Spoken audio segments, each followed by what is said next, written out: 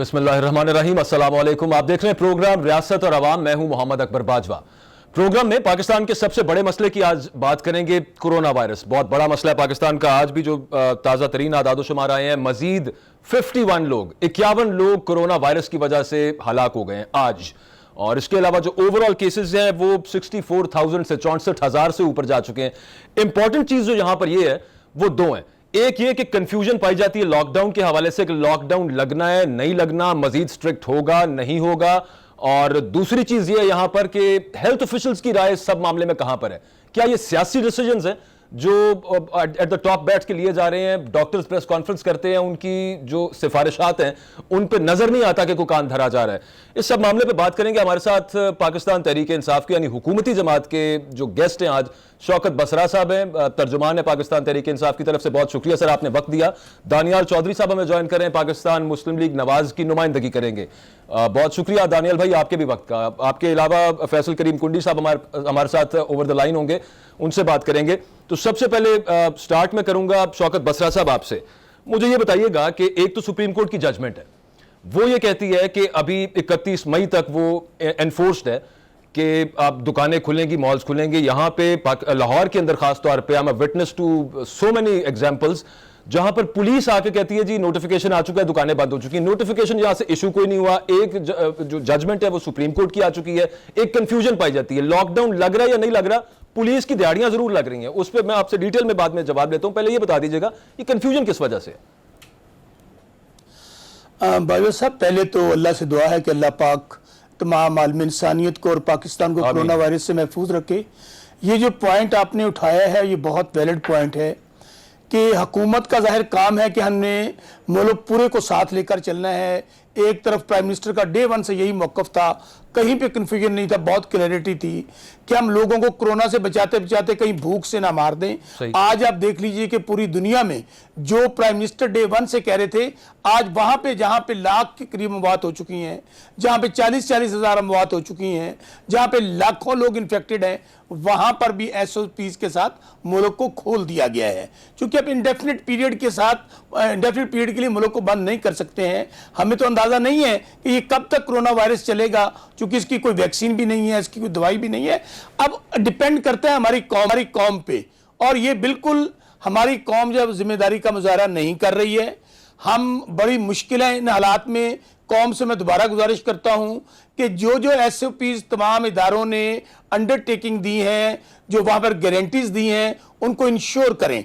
जहां तक आपने कहा, बिल्कुल देखिए 60,000 के करीब तकरीबन पेशेंट हैं, 21,000 के करीब रिकवर हुए हैं। बिल्कुल जब जाहिर है कि हम लोगों ने ये मुल्क को खोलने का फैसला किया है, इशू तो आएगा, क्योंकि इसका वाहिद हल यही है कि हम लोग केयर करें। I am really sorry to interrupt, थोड़ा सा प्लीज फोकस कर लें मेरे क्वेश्चन के ऊपर। मैं आपसे ये पूछ रहा हूं कि यहां से नोटिफिकेशन कोई इशू नहीं हुआ है होम डिपार्टमेंट की तरफ से, हेल्थ डिपार्टमेंट की तरफ से। होम डिपार्टमेंट की तरफ से नोटिफिकेशन ये आना है कि कब से कब तक दुकानें खुल सकती हैं, कौन कौन से सेक्टर्स खुल सकते हैं। सुप्रीम कोर्ट का एक जजमेंट एनफोर्स्ड है, लेकिन उसके बावजूद यहां पर पुलिस वाले दुकान वालों से दिहाड़ियां लेते नजर आते हैं। क्यों? उसकी वजह यह है कि गवर्नमेंट लेवल पे सीएम साहब कह दें, वजीर आजम कुछ भी कह दे, नोटिफिकेशन नहीं आता। तो you know better than me कि कोई हैसियत नहीं होती उस बयान की जो वजीर आजम साहब। ये भी मैं आपको क्लैरिफाई कर दूं, 9 बजे से लेकर 5 बजे तक दुकानें खुल रही हैं। हाँ जी, वो इसके बाकायदा नोटिफिकेशन मौजूद है। मैं अभी आपको व्हाट्सएप भी कर देता हूं। नंबर 1 बिल्कुल करें। नंबर 2, जो बात आप कह रहे हैं ना, देखिए ये माशरे के अंदर अच्छे लोग भी हैं, बुरे लोग भी हैं।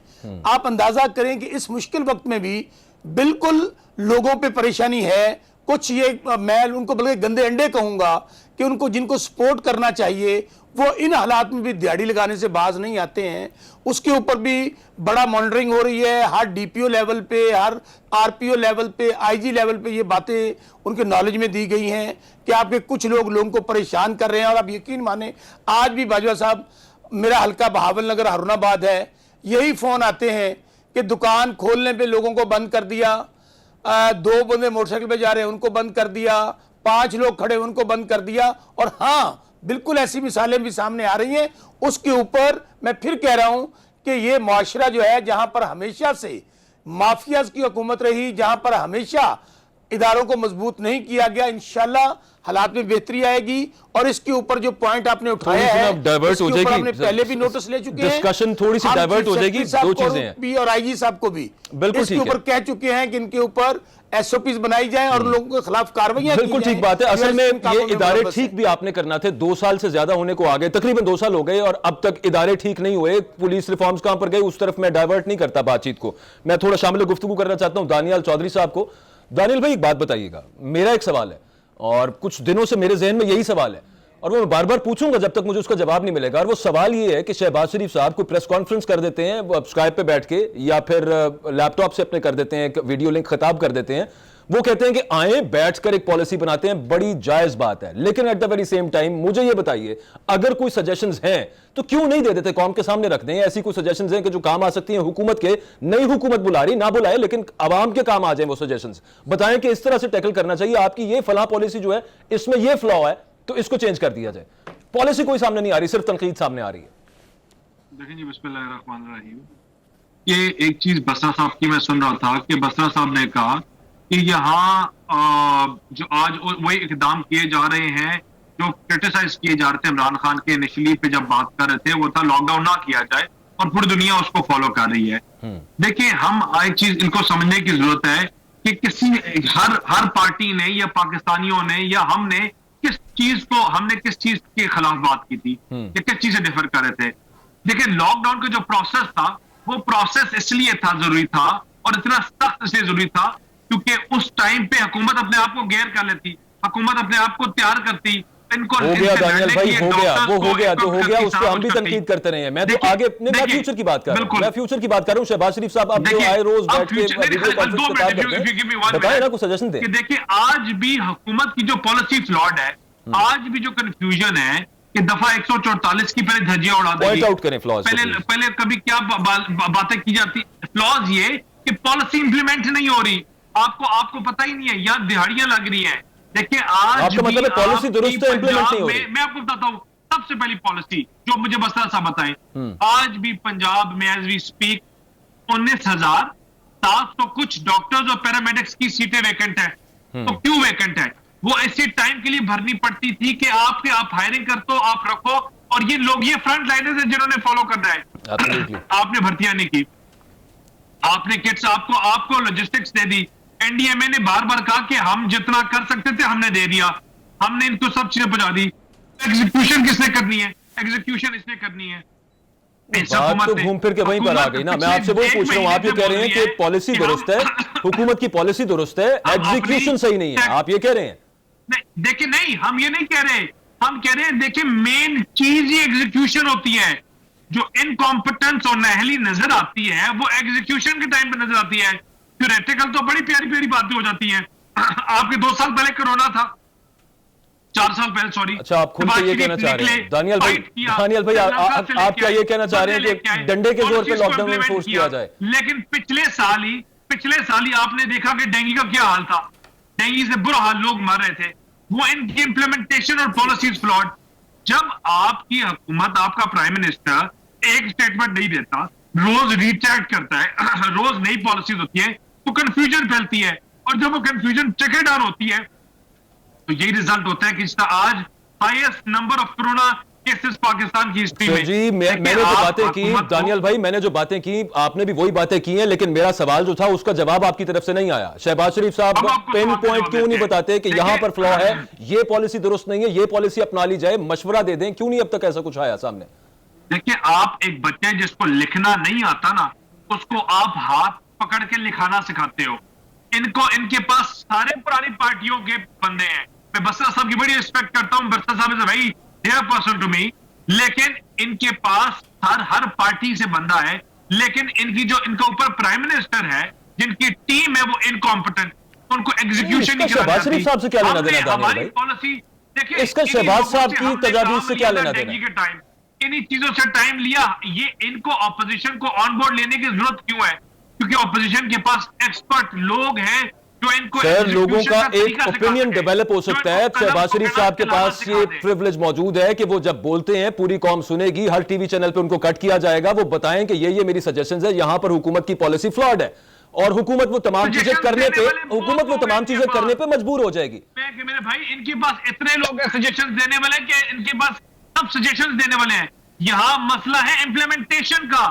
यहाँ इम्प्लीमेंटेशन वाले नहीं है, इम्प्लीमेंट करवाने वाले नहीं है। इम्प्लीमेंट करवानी है वो पॉलिसी, Implement policy जो लोग अमल नहीं कर रहे, डंडे से implement करवाएं। अस्पतालें देखिए दानियल भाई, डंडे से implement करवाएं। Suggestion ये है PMLN की। लग गया है। नहीं, पीएमएलएन की लेकिन सजेशन ये है कि बाथरूम नहीं बनाइए। इंप्लीमेंट नहीं करवाया जा रहा है इनसे, इंप्लीमेंट किया डंडे से इंप्लीमेंट करवाएं, लोगों को मार के घर बिठाएं, ये पॉलिसी होनी चाहिए हुकूमत की। आप ये कह रहे हैं इसका इंप्लीमेंटेशन? आप तमाम स्टेक होल्डर्स को ऑन बोर्ड लो, आप ताजरों को भी ऑन बोर्ड लो, ठीक। आप जो और कम्युनिटीज है उनको भी ऑन बोर्ड लो, और उनको आप जब ऑन बोर्ड लोगे तो साथ चलेंगे।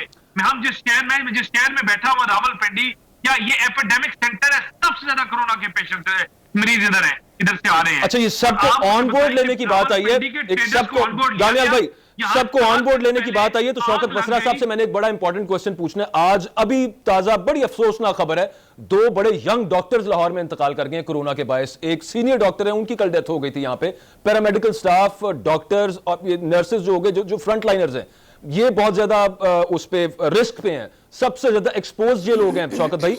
लेकिन एक सवाल ये है कि हेल्थ ऑफिशियल्स की ओपिनियन कहां पर है लॉकडाउन लगाने में, नरम करने में, सख्त करने में, सब मामले में? ये सियासी डिसीजन कैसे बन गया? पूरी दुनिया के अंदर ओपिनियन ली जाती है। मैं शौकत भाई से पूछना चाह रहा हूं, मैं बसरा साहब से पूछना चाह रहा हूं। बसरा साहब, दानियाल साहब, जी मेरा सवाल है ना दानियाल भाई, मुझे जवाब लेने दें, मुझे जवाब करें। जी बसरा साहब।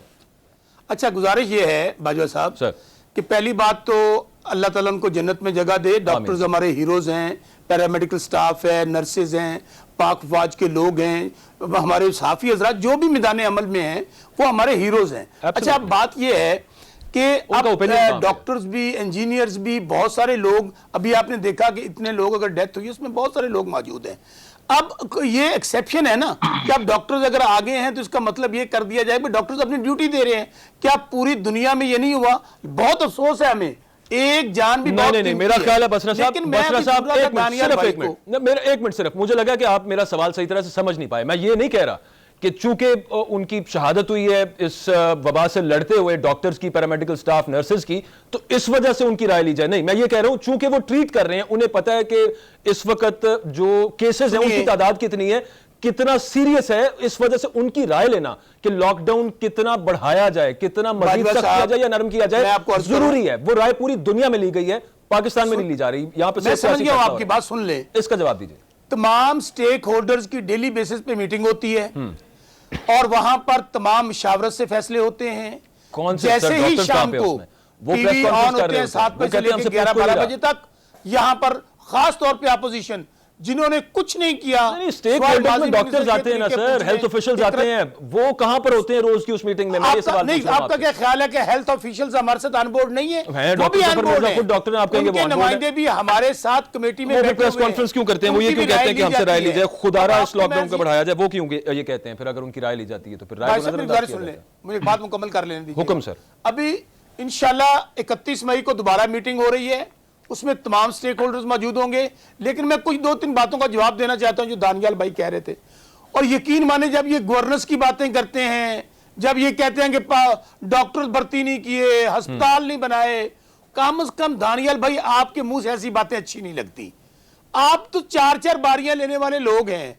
अगर आप इतने ही अच्छे होते तो मियां नवाज शरीफ इलाज के लिए बाहर चले जाते। आप बताएं ना, आपने क्या अपने करतूत जो आपने यहाँ पे किए हैं पंजाब के अंदर या पूरे पाकिस्तान के अंदर? नहीं सर, आपको तो ये बात बसरा साहब, अगर आपसे एक चीज आप दोनों में बहुत मुश्तरक किस तरह खाना है, एक चीज बहुत मुश्तरक है माशाल्लाह आप दोनों के अंदर, दानियाल भाई में भी, आपने भी। नहीं, मैं सवाल आपसे पूछता हूं सर, मैंने सवाल कुछ और पूछा है, आप उन पे चले गए हैं। मैं उनसे कुछ सवाल पूछता हूं, वो आप पे आ जाते हैं, कोई पुरानी बात आ जाती है। ये जो करंट इस वक्त मैं बात कर रहा हूं उस पर थोड़ा सा अगर फोकस कर लें बराए मेहरबानी। वो मैं उस पर पूछता है सिर्फ इस वजह से। जी बताइए।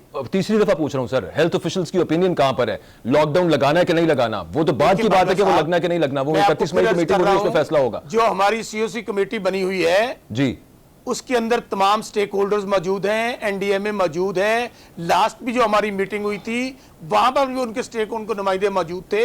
अभी भी 31 मई को जब मीटिंग होगी वो लोग मौजूद होंगे। डॉक्टर्स, मैं फिर कह रहा हूं, आप इन वाकयात को बुनियाद बनाकर हम ये कहें कि उनकी हम राय नहीं ले रहे, बिल्कुल ले रहे हैं। हाँ, डॉक्टर साहबान की ये बात बड़ी शद्दोमत से आ रही है कि हमें और एसओपीज इख्तियार करनी चाहिए, हमारे लोगों को एसओपीज पे अमल करना चाहिए। लेकिन मैं आपको एक अर्ज करूं, प्राइम मिनिस्टर साहब ने जो बात कही थी, मैं उसके ऊपर फिर दोबारा बाजवा साहब आना चाहता हूं। मैं आपको यकीन से कहता हूं कि शायद लोग, अगर हम ये लॉकडाउन इसी तरह जारी रखते तो शायद लोग कोरोना से कम मरते, भूख से ज्यादा मर जाते। इससे इख्तिलाफ और नहीं है। उसके बाद फिर क्या होना था? नहीं है। और जब लोग भूख के सताए हुए घरों से बाहर निकलेंगे ना आप महफूज होंगे ना मैं महफूज होगा। और ये नून लीग तो खुद चाहती है तमाशा लगे। अपोजिशन जाहिर है वो नाकाम हो गई है, उनके पल्ले कुछ भी नहीं है। लड़ने के लिए आए थे मियां शहबाज शरीफ साहब कोरोना से, मुझे क्या कंट्रीब्यूशन है इनकी? वो पहले बसरा साहब पहला जो लॉकडाउन लगा ना, जब पहली दफा लॉकडाउन लगा ना, तो सूबे पंजाब में लॉकडाउन लग गया, होम डिपार्टमेंट की तरफ से नोटिफिकेशन आ गया, उसके 2 दिन बाद उस्मान बुज़दार साहब ने मीटिंग की और कैबिनेट की तरफ से वो 2 दिन बाद अप्रूव हुआ। उससे अखज़ ये किया गया और ज़ाहिरी तौर पर सहाफ़ती हल्कों में यूं ही अखज़ किया जाता है कि वो लॉकडाउन लगाया था चीफ सेक्रेटरी उस वक्त के आजम सुलेमान साहब ने। उसके बाद दूसरा लॉकडाउन से महकमा सेहत की तरफ से लग गया। अगेन वही मामला हुआ, उस्मान बुज़दार ऐसे लगा कि जैसे साइडलाइन कर दिए गए या कहीं ऊपर से ऑर्डर आया, उन्होंने यानी कि ब्यूरोक्रेसी ने वो लॉकडाउन लगा दिया, पॉलिटिकल डिसीजन भी वहां पर नजर नहीं आया। तो इस वजह से ना फिर बड़ी सारी बातें, बड़े सारे सवाल जन्म लेते हैं कि कंफ्यूजन है सब मामले के अंदर। एक मिनट दीजिएगा बाजवा साहब, एक मिनट इरशाद मैं आपको अर्ज करूं। अभी मैं चूंकि फैक्ट्स एंड फिगर से बात कर रहा हूं। जी जी, पंजाब में महकमा प्राइमरी एंड सेकेंडरी हेल्थ को 11.5 अरब कोरोना का बजट दिया गया। सिलसिले में 96 करोड़ रुपए अस्पतालों को जारी किए गए। मैंने तो ये बात ही नहीं की। 26 करोड़ रुपए हिफाजती सामान और 57 करोड़ के अद्वियात पे खर्च हुए। मैंने तो ये बात ही नहीं की। पंजाब 24 अस्पतालों को जरूरत के मुताबिक 10 करोड़ से 50 लाख रुपए फराहम किए गए। साहब मैं तो बात ही कुछ और कर रहा था। मजमूई तौर पर 5 अरब के लगभग अखराजात हुए। मैं तो ये बात कर रहा था, ये डिसीजंस होते कहां पर है? नजर डिसीजंस होते कहां पर हैं? Usman Buzdar is chief executive of this province, Punjab के वो चीफ एग्जीक्यूटिव हैं। आप ये कह रहे हैं इस तरह की चीजें नजर, इस तरह की चीजें नजर क्यों आती हैं कि वहां से अब मुतफिका होते हैं? अभी आप देख लें सिंध वाले क्या कह रहे हैं, कैबिनेट की मीटिंग पहले होती है, सीक्वेंस होता है उसका, तो हम ये कह देते हैं भाई जब सिंध पे नहीं। सर मैं आपसे सवाल पूछ रहा हूं, सिंध वाले आ रहे हैं, फैसल करीम कुंडी साहब आ रहे हैं, आप मुझे ये बताएं कि जब हमारी मीटिंग हुई थी लास्ट मुश्तरका मफादत काउंसिल की और अभी भी 31 मई को होने जा रही है, क्या उसके दौरान कोई आपको इख्तलाफी बात नजर आई? इनकी 2 हुकूमतें मौजूद है, नून लीग की जीबी में और कश्मीर में, क्या उन्होंने कभी हमारे से इख्तलाफ किया? ये 8, 10, 12 लोग हैं, जब टीवी पे आते हैं तो सिर्फ पॉइंट स्कोरिंग के लिए, अपनी वाह करने के लिए, हरफे तनकीद बनाने के लिए, लोगों की लाशों पे सियासत करने के लिए, लोगों की बीमारियों पे सियासत करने के लिए ये सियासी दुकानदारी चमकाते हैं। अदरवाइज वो दोनों हुकूमतें मुझे बता दें 2.5-3 महीने होने को है, एक स्टेटमेंट भी इन दोनों हुकूमतों का हमारे खिलाफ आया हो। दानियल भाई जवाब, खैर बसरा साहब मुझे नहीं जवाब मिला, मैं कुछ और बात पूछ रहा था। मैं पूछ रहा था कि उस्मान बुज़दार साहब की एग्जैक्ट जो उनकी कह लें रिट होनी चाहिए, जो उनकी पावर होनी चाहिए, वो नजर कहीं और से इंप्लीमेंट होती है। ये सुन ले सर, टाइम बड़ा निकल गया ना, मुझे दानियल भाई के पास जाने थे। सरदार उस्मान बुज़दार साहब, दानियल भाई मैं आपसे पूछ रहा था, मीटिंग जो होती है मॉर्निंग में डेली बेसिस पे, वो कोरोना के ऊपर होती है, जिसमें नोटिफिकेशन कहीं और से निकल जाता है, वो उनकी कैबिनेट की मीटिंग बाद में हो रही होती है। मेरा सवाल तो ये है, और क्या ऐसे नहीं हुआ? मुझे बताएं। अच्छा, कैप्टन आजम सुलेमान साहब की तरफ से, होम डिपार्टमेंट की तरफ से, जब वो चीफ सेक्रेटरी हुआ करते थे, होम डिपार्टमेंट की तरफ से एक नोटिफिकेशन जारी हो गया लॉकडाउन का। उसके 2 दिन के बाद कैबिनेट मीटिंग हुई पंजाब की और वहां से नोटिफिकेशन इशू हुआ, जिससे ये अखज़ किया गया। और समझ भी यूं ही आता है कि पहले ब्यूरोक्रेसी ने कर दिया था, क्योंकि ऑर्डर कहीं ऊपर से आया हुआ था, शायद विफाक से चलाई जा रही है ब्यूरोक्रेसी, क्योंकि जाहिर है इमरान खान साहब बाकायदा पर्सनल इंटरेस्ट लेते हैं। उसके बाद आपकी यहां की काबीना उसको रैटिफाई कर रही थी। अभी भी मामला ये है कि यहां पर सुप्रीम कोर्ट की तरफ से जजमेंट आ चुकी है। मैं आज भी आपको कह रहा हूं, आप बिल्कुल नुमाइंदे को ले लें ऑन पेपर्स। डेली बेसिस के ऊपर सीएम साहब मीटिंग करते हैं, जिसके ऊपर बात नहीं कर रहा, बिल्कुल करते होंगे मीटिंग, उन्होंने फंड्स भी दिए होंगे हर जगह, पैसे लिए जाते हैं और उसके मुताबिक मुतामाल चलते हैं और अल्टीमेटली उसको चीफ मिनिस्टर पंजाब इंडोर्स करते हैं। ये जो बात कही जा रही है कि चीफ मिनिस्टर पंजाब को पता नहीं है कहां से फैसले हो रहे हैं, बिल्कुल गलत बात है। मैंने तो आपसे सिर्फ ये अर्ज किया था कि इसको झुटला दें इस बात को कि यहां से होम डिपार्टमेंट की तरफ से पहले डिसीजन आ गया था, कैबिनेट ने बाद में अप्रूवल दिया था। खैर छोड़ दें इस बात को, बहुत ज्यादा हो चुकी है अब ये बात। दानियल चौधरी साहब की तरफ मुझे जाने दें। अगर ये बात आप, मुझे दानियल भाई से बात करनी है, मुझे दानियल भाई से बात करनी है। अच्छा दानियल भाई, आपसे मैंने एक सवाल पूछा था, अच्छा इधर से भी आपकी तरफ से भी उसका जवाब नहीं आया, आप इनकी तरफ चले जाते हैं। वो ये था कि शहबाज शरीफ साहब की क्या ऐसी तजावीज़ हैं जो अब तक सामने नहीं आ पा रही। खैर छोड़ दें, आ जाएंगी, देख लेंगे उसको। अगली बात मुझे ये बताएं कि पीएमएलएन क्यों, किस तरह से ये इन पे तनकीद करती है कि इतने 100 पैरामेडिकल स्टाफ की सीट्स फारिग हैं, इतने 100 इतने हजार डॉक्टर्स अभी तक भर्ती होने वाले हैं, इनको तो आए 2 साल हुए हैं और इस वक्त ऊपर से अचानक ये वबा आ गई जिसका किसी को पता नहीं था। ये किस तरह से ओनस इनके पलड़े में यानी कि हुकूमत के पलड़े में डाला जा सकता है? पीएमएलए, मेरा सवाल ये है। देखिए जी, आप 2% अगर का आप हेल्थ किसी का भी बजट जो हमने 20% ठीक है, मुझे आप 2 मिनट दें, Sure, मैं आपके सवाल का sure. जवाब देता हूं कि देखिए, आप पाकिस्तान में कोई कार्डियोलॉजी इंस्टीट्यूट देख लें, पाकिस्तान में कोई बड़ा, पंजाब में कोई बड़ा हॉस्पिटल देख लें, या जहां जहां हमारी हुकूमत रही है, आप वो सवात हो या क्या हो, वो पाकिस्तान मुस्लिम लीग नून के बनाए हुए अस्पताल हैं। देखिए, जब आती है ऐसी सर्कमस्टांस तो आपके पास प्रोविजन होती है एक्स्ट्रा हायरिंग की, और वही पोजीशंस खाली पड़ी होती हैं। अच्छा, इम्तियाज शेख साहब ने भी जब आया बयान था कर लिया डेंगू, नाज़रीन, तो हमने कॉन्ट्रैक्ट पे, Continue, जब दानियल डेंगू भाई। आया था तो हमने कॉन्ट्रैक्ट पे लोग हायर किए। दानियल भाई, ये हमने सवाल नहीं श्रीलंका से था, बनाए। ये सवाल नहीं था दानियल भाई, मेरा ये सवाल ही नहीं था। मैं आपके सवाल टाइम के की असल में जवाब किल्लत देना होती है ना। अभी हमें इम्तियाज शेख साहब ने ज्वाइन किया, उनको शामिल गुफ्तगू करना है। मेरा सवाल मैं जो था उस पे अगर खाली एक थोड़ा सा चीज़ आप फोकस जवाब हो कि जाए। देखिए, ये हमने तमाम इन चीजों के लोगों ने ऊपर तो काम सिवाय किया, एकदम यहाँ पे माल बस इकट्ठा आप करने प्लीज के, बोलें। लूटमार करने के, हायरिंग करप्शन करने के, वो इन्होंने लगाने करनी के है। कुछ नहीं किया। पैरामेडिक्स को किटें इन्होंने प्रोवाइड करनी है। खाली पंजाब एक सूबा नहीं है सर, किटों की तो बात ही नहीं हो रही, किट्स की तो बात ही नहीं हो रही। हुकूमत है, जहां बलोचिस्तान है जॉइन की हुकूमत है, वहां इनके यंग डॉक्टर्स और पैरामेडिक्स रोज चीखे मार रहे हैं कि उनके पास किटें नहीं है। वो हमने किटें प्रोवाइड करनी है। हमने पंजाब में ऑपोजिशन को होके, जो हमारा कोई रोल नहीं है, हमने सारे पैरामेडिक्स और डॉक्टर्स को किटें प्रोवाइड की। किट्स की तो मैंने बात ही नहीं की दानियल भाई, मैंने सवाल ही नहीं पूछा, खुदा के वास्ते मैंने किट्स का सवाल नहीं पूछा सर।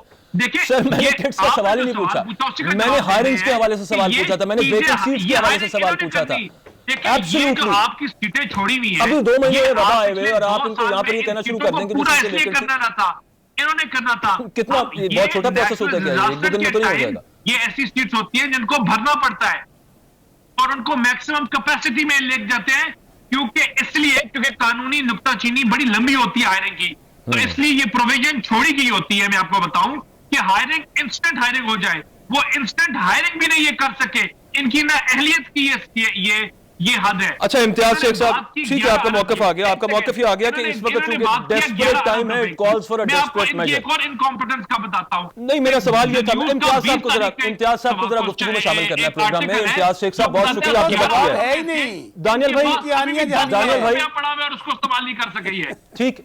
ठीक है, पूछते हैं इनसे।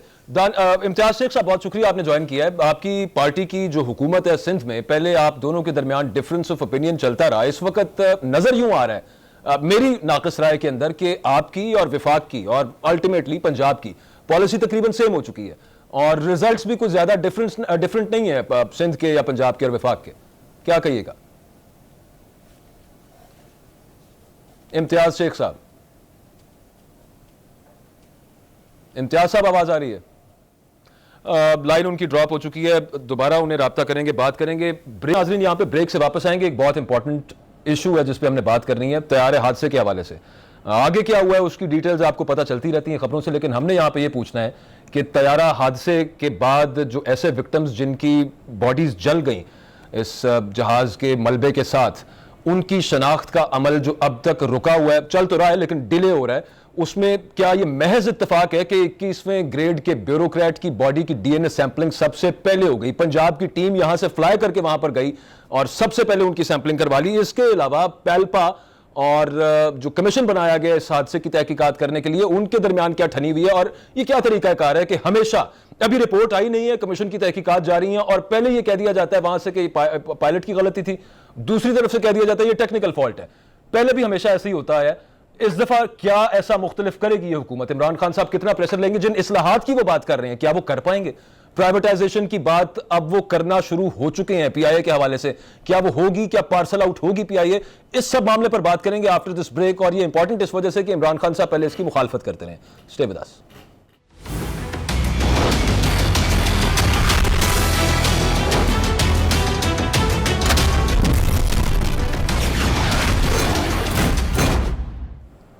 Welcome back after the break. Break पर जाने से पहले हम बात कर रहे थे तैयारा हादसे के हवाले से, तहकीकात जो इस वक्त जारी हैं उनके हवाले से, और आगे क्या ऐसी इस्लाहात और क्या ऐसे रिफॉर्म्स वज़ीर आज़म ने लाने का इंदिया दिया है कि जिनसे दोबारा हम ये कर सकते हैं, इंश्योर कर सकते हैं कि इस तरह के हादसे कम से कम हों और ये जो लॉसेज है ख़ास तौर पर वो कम हो सकें। तो सबसे पहले एक जो ब्रेक पर जाने से पहले मैंने आपसे बात की थी, बड़ी दिलखराश वीडियोज़ हैं जो इस वक्त सोशल मीडिया पे मैंने देखी हैं, आप सब ने देखी होंगी, वो उन लोगों की हैं, उन लोगों के लवाहिकीन की हैं जिनकी बॉडीज़ अब तक नहीं मिल पाई, तैयारे हादसे में वो जल गई। और लोग ये कह रहे हैं कि कोई, मतलब खुदा माफ़ करे कहते हुए डर लगता है कि कोई हड्डियाँ ही दे दें हम दफना के, हमें कुछ सुकून हो जाए। वहाँ पर डीएनए सैंपलिंग में, प्रोफाइलिंग में टाइम लगता है, इसमें कोई दूसरी राय नहीं है। लेकिन ये जो इम्तियाजी रवैया यहाँ पर सामने आया, और मेरी पंजाब के बसरा साहब आपसे सवाल करने लगा, there is a volume of question, तो थोड़ा सा फोकस्ड और ब्रीफ जवाब दे दीजिएगा। पहले तो ये, जो खालिद शेरदिल साहब चूंकि एक 20वें ग्रेड के ब्यूरोक्रेट थे, तो यहाँ से एक टीम फ्लाई करती है पंजाब से, वो वहाँ पर जाती है और सबसे पहले उनका डीएनए करवा के उनकी बॉडी उनके लवाहिकीन के हवाले कर दी जाती है। लवाहिकीन तो सब बराबर होने चाहिए थे रियासत की नज़र में, ये इम्तियाजी सलूक क्यों था सर, लोग पूछते हैं। भाई सब पहली बात तो ये है कि तैयारा हादसा इंतहाई अफसोसनाक वाक़या है, कोई शक नहीं। जो लोग फौत हुए अल्लाह ताला उनको जन्नत में जगह दे, उनके वर्षा को सब्र दे। अच्छा, मैं आपको पहले तो गुजारिश ये करूं कि ये किस तरह हो सकता है कि डेड बॉडीज देने में इम्तियाजी सलूक हो। देखें, ये हुकूमत की जिम्मेदारी है कि वहां पर डीएनए मैच होगा, डीएनए मैच होने के बाद आप बॉडीज उनके हवाले करेंगे। मैं आपको अपना, मेरा एक दोस्त है जिसका तल्लक बहावल नगर अरुणाबाद से कराची में रहता है, उसकी बेटी उस तैयारे क्रैश में हुई, उसकी डेड बॉडी भी उनको मेखल में 3 दिन पहले मिली है। अब बात खत्म हो गई, बात खत्म हो गई। आप ये कह रहे हैं कि ये सिर्फ इत्तेफाक है, बात खत्म हो गई। आप ये कह रहे हैं कि ये सिर्फ इत्तेफाक है। अच्छा, मैं दूसरी बात सुन मैंने आगे भी बढ़ने ना, सवालात काफी सारे हैं। कैप्टन नारेजो साहब ने हमें ज्वाइन किया, जनरल सेक्रेटरी हैं पालपा के, उनकी तरफ भी मैंने जाना है। तो सुन लिया, आपने कहा था कि रिपोर्ट कब आएगी? नहीं, मैंने बिल्कुल नहीं कहा रिपोर्ट कब आएगी। रिपोर्ट पब्लिक हो जाएगी। नहीं, बिल्कुल ठीक है। अच्छा, चलिए लगे आप ये बता दें, ये भी हुक्म दिया है जी, आज तक जितने तैयारा हादसे हुए सबकी रिपोर्ट पब्लिक की। बेहतरीन, बहुत अच्छी बात है। इसमें जो एयरफोर्स के प्लेन क्रैश हुए हैं उनकी रिपोर्ट्स भी शामिल हैं क्या? तमाम जितने भी तैयारा हादसा हुए हैं पाकिस्तान के अंदर, प्राइम मिनिस्टर साहब ने स्टैंडिंग ऑर्डर जारी किया है कि उनकी रिपोर्ट पब्लिक करें। ये पैसेंजर प्लेन्स की बात हुई है, पैसेंजर प्लेन्स की बात हुई है कि क्या इसमें जो एयरफोर्स के प्लेन क्रैश हुए हैं उनकी तहकीकाती रिपोर्ट्स भी सामने आएंगी, वहां पर किसी की गलती थी या क्या टेक्निकल फॉल्ट्स थे, वहां पर किस पर जिम्मा आया? क्या मैं आपको जिक्र कर रहा हूं, ठीक हो गया, बिल्कुल ठीक हो गया। अच्छा, एक बड़ी मजे की चीज हुई है बसरा साहब आपकी, ये जो तैयारा हादसे के हवाले से ही, वो कहते हैं जी तहकीकाती टीम में माहिराने तिब और नफ्सियात की शमूलियत की जाएगी, और मामला ये होगा कि जनाब वो जाएंगे, पायलट के अहले खाना से बातचीत करेंगे और कहेंगे कि पूछेंगे कि उनकी नफ्सियाती कैफियत क्या थी, उनकी साइकोलॉजिकल हिस्ट्री क्या थी। वो सज्जाद गुल साहब के वालिद ऑलरेडी ये कह चुके हैं कि मेरे बेटे पे मलबा डालने की कोशिश की जा रही है। यहाँ पे जो कमीशन तहकीकात कर रहा है वो उनके घर जाके उन्हीं के घर वालों से पूछेगा कि भाई आपके जो पायलट जो थे सज्जाद गुल, आपके बेटे थे, आपके खामद थे, जो भी, उनको कोई दिमागी मसला तो नहीं था? किस तरह की ये साइंस है, मुझे तो नहीं समझ आई। बसरा साहब, हाँ, दोबारा रिपीट कीजिएगा भाई साहब, मैं समझ नहीं सका आपका सवाल। क्या जो कहा? तैयारा हादसे की तहकीकाती टीम है उसमें अब माहिरीन तिब शामिल किए गए हैं, साइकोलॉजिस्ट शामिल किए गए हैं, जो कि शहीद पायलट के घर जाएंगे सज्जाद गुल साहब के, और वहां पर जाके उनके घर वालों से पूछेंगे कि सज्जाद गुल साहब को कोई नफ्सियाती दिमागी दबाव तो नहीं था, कोई मसला तो नहीं था। यानी कि इनडायरेक्टली बात यह करने की कोशिश की जाएगी, घर वालों से जाके पूछने की कोशिश की जाएगी कि आपके जो प्यारे इस हादसे में शहीद हो गए हैं उनका कसूर तो नहीं था। किस तरह की लॉजिक है वो? क्या पहले कह चुके हैं उनके वालिद साहब कि इसमें एक नेशनल लॉस हुआ है? एब्सोल्युटली हुआ है। प्राइम मिनिस्टर साहब का ये हुक्म है कि इसमें इंसाफ के तकाजे पूरे किए जाएं, तमाम हकाइक कौम के सामने रखे जाएं। मैं आपको यही अर्ज करता हूं कि माजी में तो रिकॉर्ड जला दिए जाते थे, रिपोर्टें पब्लिक नहीं होती थी, अब इसको पब्लिक किया जाएगा। नंबर 1। नंबर 2, जो आपने बात कही है, देखें इसका, मुझे आप अभी जिक्र कर रहे हैं कि उनको कोई शय शामिल किया गया है। अगर देखें, अगर आप समझते हैं या हम समझते हैं कि हर हवाले से इंक्वायरी होनी चाहिए ताकि तमाम इंसाफ के तकाजे पूरे हो सकें, और हमने, आपको पता है, इंडिपेंडेंट लोग, फ्रांस से टीम आई हुई है जो तमाम चीजों का जायजा ले रही है, पूरी एक टीम है जिसके अंदर तमाम जी, वो एयरबस की, वो उन्होंने आना ही था यहाँ पे, उनकी प्रिलिमिनरी रिपोर्ट्स भी सामने आ रही है, हम पढ़ भी रहे हैं। बिल्कुल। अच्छा, कैप्टन नारेजो साहब ने हमें ज्वाइन किया है, जनरल सेक्रेटरी हैं पालपा के। नाज़रीन, पालपा वो एसोसिएशन है, वो अंजुमन है जो कि पाकिस्तान एयरलाइंस के जो पायलट्स हैं उनकी अंजुमन है। बहुत शुक्रिया कैप्टन नारेजो साहब, आपने वक्त दिया। यहां पर कहने का मकसद, सवाल जो मैंने आपसे पूछने उससे पहले थोड़ी सी तमहीद सिर्फ वो ये कि कोई भी हादसा होता है तो ऐसे क्यों हो जाता है कि पालपा पहले ये कोशिश करना शुरू कर देती है कि ये टेक्निकल फॉल्ट है, ये पायलट के ऊपर ना आए, और दूसरी तरफ से कोशिश शुरू हो जाती है कि ये पायलट की गलती है, ये टेक्निकल फॉल्ट नहीं है, और इसी सारे मामले के अंदर ये दब जाता है कि कसूर किसका था। इसी वजह से आज तक हमेशा रिपोर्टें दबती रही हैं और इसमें कोई डाउट नहीं है कि आपकी जो ऑर्गेनाइजेशन है उसके साथ जो एसोसिएशन है पाल्पा जो है पंगा नहीं लेती है हुकूमतें उनके साथ। आप बहुत स्ट्रांग है माशाल्लाह। तो ये क्यों है कि अभी रिपोर्ट आने का वेट कर लिया जाता थोड़ा सा? आपकी पाल्पा की तरफ से पहले कहा जाना शुरू हो गया कि जनाब सज्जाद गुल साहब पर ब्लेम डालने की कोशिश हो रही है। रिपोर्ट तो आने दें सर। नारेजो साहब। बिस्मिल्लाहिर्रहमानिर्रहीम, बहुत शुक्रिया। अब आप बात कर रहे हैं कि हमने कहा किसी जगह पे कि ये टेक्निकल प्रॉब्लम थी जिसकी वजह से जहाज का हादसा हुआ। हमने हरगिज ऐसे नहीं किया। नहीं, अभी की बात नहीं की, अभी की बात नहीं की। ओवरऑल जो हादसा होते हैं, अभी आपने टेक्निकल को छोड़ के आप इस पे तो बात कर रहे हैं ना कि सज्जाद गुल साहब का फॉल्ट नहीं था।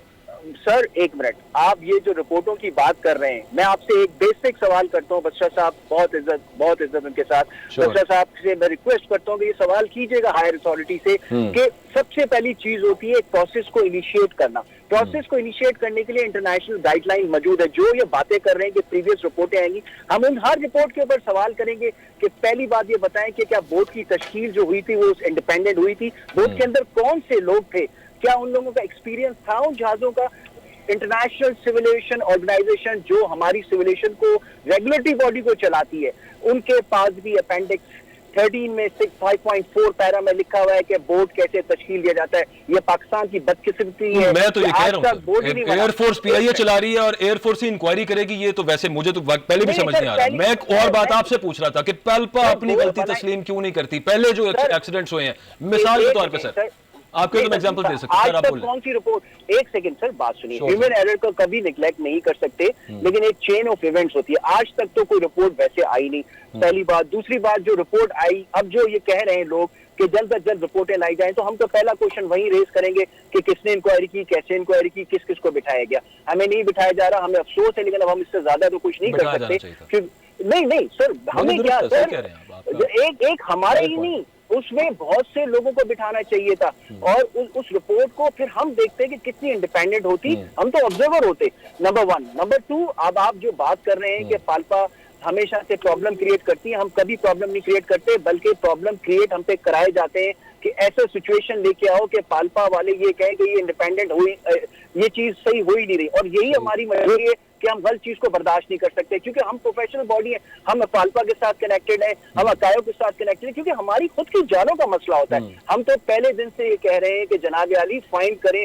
पहला स्टेप एक इंडिपेंडेंट बोर्ड बनाया जाए, दूसरा स्टेप इन्वेस्टिगेशन की जाए, तीसरा स्टेप फाइंडिंग्स की जाए, चौथा स्टेप उसकी इम्प्लीमेंटेशन की जाए। यहाँ तो रिवर्स ऑर्डर नरेजो साहब, हाँ ठीक हो गया, वो बात ही खत्म हो गई। यानी कि ये तमाम मामला तनाजे की जद में जा चुका है ऑलरेडी, क्योंकि बोर्ड जो बना है वो आपकी नजर में इंडिपेंडेंट नहीं है और उसकी जो भी तहकीकात आएंगी वो आपको कबूल नहीं होंगी। और फिर इसका मतलब है कि मुर्द इल्जाम कोई नहीं ठहराया जाएगा और किसी को सजा नहीं होनी। किसी ने रिजाइन तो वैसे करना ही नहीं है। ये तो बात अपनी जगह पे हो गई। इमरान खान साहब, नरेजो साहब ये बात कर रहे हैं कि मैं एक वसी पैमाने पर रिफॉर्म्स चाहता हूं सिविल एविएशन के रूल्स में। उसके अलावा पीआईए की प्राइवेटाइजेशन के हवाले से पहले वो मुखालिफ रहे हैं, लेकिन इस दफा शायद वो चाह रहे हैं पार्सल आउट करना चाह रहे हैं, जैसे जरदारी साहब के दौर में करने की कोशिश की गई थी। पाल्पा ने उस वक्त भी मुखालफत की थी। पीआईए के इस वक्त जो लॉसेज हैं वो $3.33 बिलियन के करीब हैं।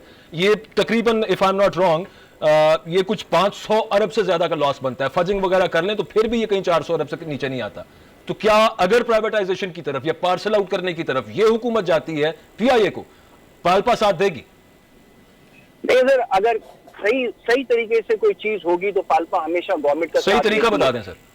तरीका सर, मैं तो एक पायलट हूँ, मेरे पास ऐसा कोई इस चीज के मुझे एक्सपीरियंस नहीं है। ये तो अब एक बॉडी तश्कील दी जाए। अभी already we are corporate limited, और उसके बाद जो अभी जिस तरह से हमें कॉर्पोरेट में डाल के भी इन्होंने देख लिया। सबसे बड़ी बात होती है लीडरशिप की कि कौन चला रहा है पीआईए को। हमारे इधर हमेशा लोगों को इम्पोज ही किया गया है। उनका आप देख लें, कोई एक्सपीरियंस नहीं होता, उनको हेड बना के हमारी एयरलाइन में ले आए थे, उसके बाद ये रिजल्ट्स आते हैं। एम्प्लॉय बेचारे का क्या कसूर है? हम तो गुलाम है, हम काम कर रहे हैं। पायलट का काम है जहाज उड़ाना, वो अपना जहाज उड़ा रहा होता है, वो हमेशा रेस करता है अपने पॉइंट्स को जब उसको सेफ्टी का मसला ये आता है ना कि अपॉइंटमेंट ज्यादा हो गई है, ले ऑफ होगा, थोड़ा सा शॉर्ट साइड हो जाएगी, तो इस वजह से पाल्पा पहले भी मुखालफत कर चुकी है। सर आपको मैं एक अर्ज कर दूं, पायलट क्या इस वक्त तो एयरलाइन में वो हालात ही नहीं रहे कि एयरलाइन का भी ज्यादा हो। ग्राउंड स्टाफ की तरफ भी अगर आप इशारा करना चाहते हैं, वो एयरलाइन नहीं रही, वो नंबर ऑफ पीपल नहीं रहे। By the passage of the time पिछले 6-8 साल से पीआईए में कोई हायरिंग भी नहीं हुई, रिटायर्ड हो गए लोग। और जिस तरह से ऑपरेशन, चलो आप जो भी कह रहे हैं, लोग रखे हुए थे। सर एक बात याद रखें, ये गवर्नमेंट्स के काम होते हैं अपना रूल्स रेगुलेशन और जॉब्स देना, ये एक एम्प्लॉय का काम नहीं होता। मैं भी एक नौकर हूं, मेरा काम है कि मैं अपना काम करूं। हम अपने प्रोटेक्शन जरूर चाहते हैं, क्योंकि अगर एक एसोसिएशन है उसके अंदर रूल्स रेगुलेशन। अब लास्ट चीज, आपकी बात बिल्कुल दुरुस्त है, गवर्नमेंट का काम होता है रेगुलेट करवाना, और खास तौर पर जहां पर बात आती है डिसिप्लिन की, उसको एनफोर्स रखना। तो जब लास्ट टाइम जरदारी साहब के दौर में कोशिश की गई थी टर्किश एयरलाइन को पार्सल आउट करने की पीआईए, तो एक बहुत बड़ा एहतजाज हुआ था, आपको बहुत अच्छी तरह याद होगा। पीआईए हेडक्वार्टर्स की तरफ पैल्पा भी और बाकी पीआईए एम्प्लॉयज भी, इन्होंने धावा बोल दिया था, 2 बंदे मर गए थे उस एहतजाज के अंदर। तो गवर्नमेंट का तो यही काम था ना, वहां पर जाके फिर गवर्नमेंट के सामने प्रेशर इतना आया कि वो दे बैक्ड ऑफ। और किस तरह से गवर्नमेंट करे? नहीं सर, आप समझते हैं कि अपने इतने बड़े कौमी असासे को जिस तरह से लुटने दिया, कौमी असासा सर 500 अरब रुपए के लॉस में जा रहा हो, वो कौमी असासा होता है? तो अगर गवर्नमेंट इसको सही तरीके से चलाना चाहती है, पहले तो आज तक हमें ये समझ नहीं आता हमारा बोर्ड कौन बनाता है, उसके बाद उनमें लोग कहां से लाए जाते हैं, फिर उसके बाद हमारे हेड्स कहां से आते हैं। चलो, ये बड़े आपके जायज आपके पॉइंट्स हैं जो आपने पॉइंट उठाए, बहुत शुक्रिया। कैप्टन नरेजो साहब आप साथ मौजूद थे, ये हमें भी नहीं पता कि बोर्ड बनाता कौन है, चलाता कौन है और कहां से अपॉइंटमेंट्स हो जाती हैं। बहुत शुक्रिया मौजूद थे। दानियल भाई, आपकी तरफ मैं आऊंगा। अब अगर इसहाक डार साहब ने भी बाय द वे, ये अभी in your last government tenure, ये 2013 से 18 तक इसहाक डार साहब ने भी हल्की फुल्की कोशिश करने की कोशिश की, और उन्होंने कोशिश करने की कोशिश की कि किसी तरह से ये दोबारा पीआई की प्राइवेटाइजेशन वाला मामला चलाया जाए। थोड़ा सा मीडिया में आया, खबरों में, इधर से इमरान खान साहब ने छलांग लगा दी, बिल्कुल नहीं होने देंगे। चले, अब आप क्या उन्हीं की रवैये को, उसी की तकलीद तो नहीं करेंगे, या फिर आप इन प्रिंसिपल ये कहेंगे कि हम भी ये चाह रहे थे, चलें कोई बात नहीं, दिल बड़ा करके हम इमरान खान साहब को सपोर्ट करते हैं if he goes towards privatization of PI? Daniyal भाई, देखिए हम एक बड़े प्लान के साथ प्राइवेटाइजेशन की तरफ जा रहे थे, और हम एक नई कंपनी फॉर्म करके इन लोगों को रीहायर करके नए त्यारे लेके और अपने एक्सपेंडिचर को कम करके एक बड़े अच्छे प्लान के साथ जा रहे थे। अगर तो ये इस प्लान के साथ आएंगे, और हमारे प्लान के साथ जो हमारा प्लान था, उस प्लान के साथ इनका प्लान मिलेगा, तो डेफिनेटली हम लोग इनके साथ हैं। लेकिन अगर ये कोई अपनी नई नाअहलियत की एक नई रूह दोबारा दिखाते हैं, तो बिल्कुल हम फिर इनके साथ नहीं होंगे। लेकिन ये को बेहतर करने का एक ही हाल है, वो है उसको एक प्राइवेट एंटिटी की तरह प्राइवेटाइज करके चलाया जाए, जहां उनके पायलट्स का, उनके वर्कर्स का इंटरेस्ट प्रोटेक्ट किया जाए और पाकिस्तान का इंटरेस्ट प्रोटेक्ट किया जाए। देखिए, पाकिस्तान है तो हम हैं। पाकिस्तान अगर यहाँ ये इतनी सुराखों से ये ब्लीड करेगा, तो हम we will not be able to survive, this economy will not be able to survive. Daniyal भाई, एक चीज आपको बहुत अच्छी तरह से पता होगी, पीआईए में जहां पर 500 लोग भर्ती होना थे ना, वहां पर 1500 लोग वहां पर पीआईए में भर्ती हैं। मसला पीआईए के साथ ये है कि एमक्यूएम के दौर में बहुत भर्तियां, एमक्यूएम की, पीपल्स पार्टी की बहुत ज्यादा भर्तियां पीआईए के अंदर, पीएमएलएन ने बहुत भर्तियां की हुई हैं, और जो अंदर नीचे वहां पर लॉबी कह लें आप, फिर यहाँ पर यूनियन, बल्कि एग्जैक्ट वर्ड इज यूनियन, जो पीआईए के अंदर यूनियंस हैं, उनमें आपकी पार्टीज का, I am really sorry to say, बहुत ज्यादा अमल दखल है। स्ट्राइक कब करवानी है, कब नहीं करवानी, पीपल्स पार्टी टाइम्स, कभी पुरानी एमक्यूएम की बात करें, या इवन आपकी पार्टी का भी हल्का फुल्का इतना जरूर है कि you have this privilege of calling the shots as far as the PIA is concerned. जब पीआईए के हवाले से बात होती है, तो आपके पास ये इस्तेकाक मौजूद है कि आप वहां पर उस लॉबी को थोड़ा सा, उस यूनियन को थोड़ा सा ट्विस्ट कर सकते हैं। और उस लॉबी को हम प्रोटेक्ट करेंगे। क्यों करेंगे सर? आप चाह रहे थे, लेकिन देखिए, गलत लोगों को प्रोटेक्ट नहीं करेंगे, लेकिन आपको एक पॉलिसी देखिए, अगर तमाम पॉलिटिकल पार्टी, समझ में नहीं आया दानियल भाई, आप प्रोटेक्ट क्यों करेंगे उस यूनियन को? फिर आप ज्यादती, क्योंकि आप उनकी इंप्लॉयमेंट तो प्रोटेक्ट करोगे ना, तो 20-20 साल से बैठा हुआ है, जो 25-25 साल से काम कर रहा है, आप एक पॉलिसी के साथ आओगे, उस पॉलिसी की इन्फोर्समेंट में कोई बंदा उसकी जद में आता है, तो फिर आप एक ऑल्टरनेट, उसका एक तरीका है, ऑल्टरनेट आप उसको जरिए में लगाओ, लेकिन आपका the only way for it forward is privatisation. बिल्कुल ठीक है। बसरा साहब वो ये कह रहे हैं कि प्राइवेटाइजेशन करने का हमारा अपना भी मूड था, और जिस तरीके से हमने प्राइवेटाइज करना था उसको अगर उसी तरीके से पाकिस्तान तहरीक इंसाफ भी करना चाहेगी। वैसे आपके पास तो प्राइवेटाइजेशन के मास्टर हैं हफीज शेख साहब, तो इनको अगर इसमें साथ में ला लें, बहुत बड़ा इशू सॉल्व हो जाएगा, इनकी पार्टी को अगर साथ में ला लिया जाए। बसरा साहब, बाजवा साहब, ये इतनी अहल हुकूमत थी और इतनी इनकी अच्छी गवर्नेंस थी कि 2013 में जब इनकी हुकूमत आई, पीआईए के पास 33 तैयारे थे, और जब हुकूमत गई इनकी, तो कितने तैयारे रह गए? 12। ये है इनकी अहलियत, ये है इनकी गवर्नेंस, और दूसरी बात बसरा साहब- देखिए, बसरा साहब PIA प्यारे के रह गए अंदर 12, मेरा जब से- सवाल भी बीच में ही रह गया। ये दोनों मिनट, चीजें बात इकट्ठी हो मुकम्मल गई, कर मुझे लूं। 12 बात रह गए, मेरा मुकम्मल सवाल कर बीच रह गया। पीआईए होस्ट, मैं कह रहा हूं कि हमें कोई ऐसा इदारा बता दें जो ये मुनाफा बख्श छोड़ के गए हों, जो अच्छी हालत में छोड़ के गए हों। भाई तहरीक इंसाफ या इमरान खान साहब ने तो यहां पे लोगों को भर्ती नहीं किया, उनको नौकरियां दी, यूनियन तो नहीं बनवाई, ये सारे काम तो इन दोनों हुकूमतों के। नहीं, ठीक हो गया अब जो बसरा साहब, लेकिन privatization यहाँ की बात पे एक करते बड़ी हैं। माजरत के साथ देखिए, मेरी बात सुने। यहां पर जरूरत यह है कि अब थोड़ी सी सियासी बसीरत के साथ काम लिया जाए, साथ मिलाकर चला जाए। अगर आप ये कह देते कि दानियाल चौधरी साहब जो कह रहे हैं, अगर वो वायबल फार्मूला होता, हम उसके साथ मिलकर इस मामले मैं आ रहा हूं, उस पे आ रहा तो हूं। क्या ही हर्ज था उसके अंदर, बजाय इसके कि अब यहां पर आप कहें कि आप तो बिल्कुल नाअहल थे, आपको नहीं करने देंगे, तो ये आपको नहीं करने देंगे। नहीं, नहीं, यूनियन मेरी के गुजारिश कहने सुनिए पर बाजवा पीपल्स साहब, पार्टी और मैंने आपको भर्ती सिर्फ किया के अंदर कैसे होगा आगे वो मामला? हकायक से आगाह किया है। इंशाल्लाह जो भी प्राइवेटाइजेशन का अमल होगा वो फेयर, फ्री और ट्रांसपेरेंट होगा, पूरी कौम के सामने होगा। इनकी तरह नहीं होगा कि अगर एमसीबी बेचा तो मियां मंशा साहब को बेच दिया उन्हें पौने दामों, पीटीसीएल में पता नहीं क्या क्या कर दिया, पता नहीं कौन कौन से इदारे अपने दोस्तों को बेच दिए। ऐसे नहीं होगा, ये बिल्कुल इसको फेयर और फ्री रखा जाएगा, PTCL पूरी नहीं कौम था के सर, सामने वो रखा जाएगा। अगर पार्टी के किसी बारे किस्म का कोई प्लान हुआ तो इंशाल्लाह इसमें हम पूरी कौम को इत्मीनान में लेंगे, अपोजिशन को इत्मीनान में लेंगे, पार्लियामेंट को इत्मीनान में लेंगे। सही। लेकिन एक बात मैं आपको अर्ज करूं, दानियाल साहब चले गए, ये अपने लाइन पे हैं, मैंने तो इसलिए इनसे पूछा था, मैं चैलेंज देता हूं नून लीग को, पीपल्स पार्टी को, मुझे एक इदारा बता दें, स्टील मिल, पीआईए, कोई भी इदारा बता दें कि एक इदारा भी को मुनाफा बख्श हो, एक इदारा भी अच्छी हालत में छोड़ कर गए हो। तो भाई हम मेरा तो तो कोशिश सवाल कर ये रहे है हैं बसरा रिफॉर्म साहब, करने की। उनसे देखें मेरी बात कोशिश सुने, कर रहे मैंने हैं आपसे इदारों को सवाल बेहतर पूछना है, करने की। अब मैंने अवाम की तरफ से, अवाम के लिए आपसे सवाल पूछने, आपने उसका जवाब देना है, आप मैंने से सवाल ना पूछे। अब दानियाल भाई 1 मिनट सिर्फ सब्र कर लीजिएगा। बसरा साहब, मैंने तो आपसे सवाल पूछना है, आप अपने सवाल का जवाब दें, उनसे जो सवाल पूछना है वो मैं पूछ लूंगा।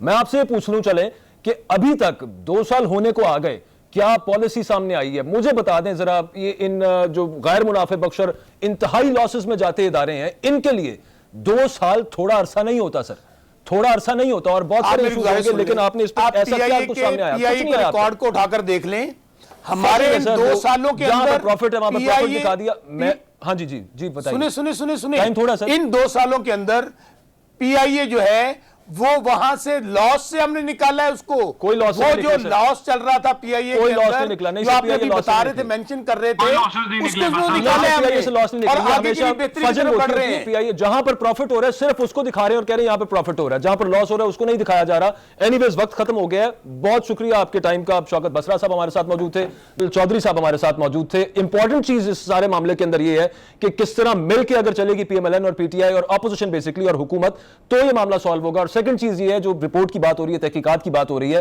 पता तब चलेगा, असल टेस्ट वहां पर आएगा इमरान खान साहब का, इस गवर्नमेंट का, जब किसी को मोरद इल्जाम ठहराया जाएगा, तभी जाकर ऐसे हादसात, ऐसे वाकयात आगे फ्यूचर में कम होंगे, वरना नहीं होंगे। सिर्फ एक रिपोर्ट आज और पब्लिक कर देना अच्छी बात है, पहले नहीं हो सका, लेकिन असल टेस्ट वो होगा। ये प्रोग्राम आपने देखा नाजरीन, अपना ओपिनियन हमारे सोशल मीडिया प्लेटफॉर्म्स पर जरूर दीजिएगा। इजाजत दीजिए, अल्लाह हाफिज।